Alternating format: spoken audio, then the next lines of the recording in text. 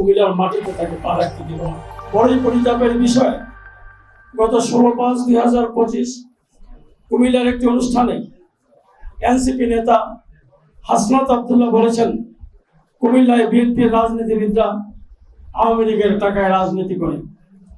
হাসনাত আব্দুল্লাহর এই বক্তব্য শিশু সুলভ। তিনি রাজনীতিতে অপরিপক্কতার কারণে এই শিশু সুলভ বক্তব্য দিয়েছেন। তার মানসিক চিকিৎসার প্রয়োজন বলে আমরা মনে করি। বন্ধুগণ, হাসনাত আব্দুল্লাহ বর্তমানে কিংস পার্টি খ্যাত, যেটাকে আমরা রাজার পার্টি বলি, সেই পার্টির যেটাকে বলা হয় এনসিপি, সেটার মুখপাত্র। তার মতো ব্যক্তিদের দিয়ে পরিশীলিত রাজনীতি হবে না। রাজনীতিতে সহনশীলতার পরিচয় দিতে হয় এবং অন্য দল নেতাদের প্রতি সম্মান দেখাতে হয়। হাসনাত আব্দুল্লাহর বক্তব্যে বিএনপি কুমিল্লার নেতা কর্মীরা ক্ষুব্ধ। হাসনাত আব্দুল্লাহর বক্তব্য প্রত্যাহার করা না হলে বিএনপি কুমিল্লার নেতা কর্মীদেরকে শান্ত রাখা সম্ভব নয়। অন্তর্বর্তীকালীন সরকার এ সকল ছেলে মানুষই নেতাদের রাজনীতির মাঝে নামিয়ে সরকারকে বিতর্কিত করছে।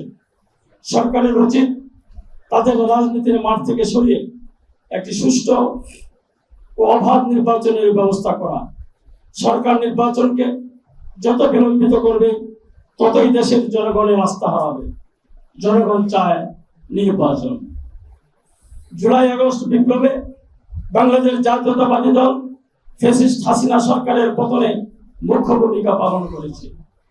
আমাদের নেতা জনাব তারেক রহমান আমাদের নেতা কর্মীদের নির্দেশ প্রদান করেছেন সার্বক্ষণিক আন্দোলনের মাঠে কাজ করার জন্য। তিনি সবকিছু মনিটরিং করেছেন। কুমিল্লায় জুলাই আগস্ট বিপ্লবে ঐতিহাসিক ভূমিকা পালন করেছেন বাংলাদেশ জাতীয়তাবাদী দল। আমরা আজকে সাংবাদিক সম্মেলনের মাধ্যমে আমরা আমাদের অবস্থান জানলাম।